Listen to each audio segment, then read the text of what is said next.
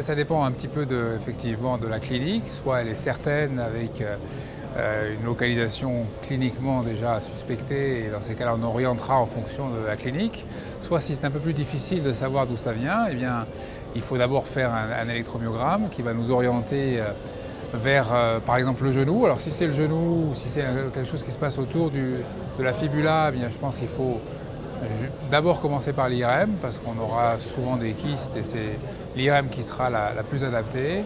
Par contre, si la localisation est un peu floue à l'EMG, par exemple, c'est avec l'échographie, avec une technique de l'ascenseur qui va suivre le nerf de haut en bas, on va pouvoir avoir une vue un peu plus exhaustive, peut-être moins précise sur la profondeur, mais au moins une vue diagnostique qui sera, en tout cas, un débrouillage tout à fait cohérent dans le cadre de localisation plus compliquée lors de l'EMG. Donc l'EMG d'abord, en fonction, soit c'est au genou ou l'IRM, soit c'est pas très bien défini, et dans ces cas-là, on peut faire une échographie avec la technique de l'ascenseur de haut en bas.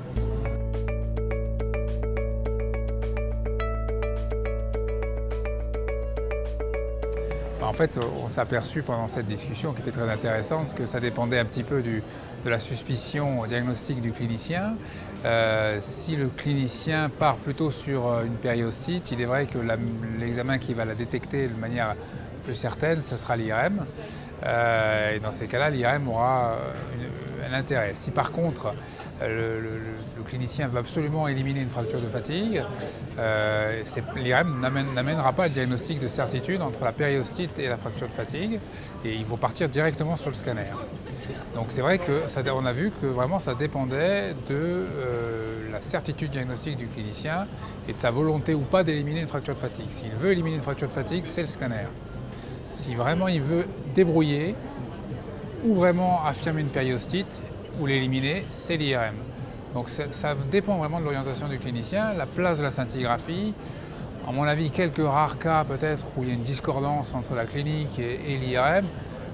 Pour l'instant, elle n'est sûrement pas en premier et dans des niches, on va dire, où le diagnostic est discordant.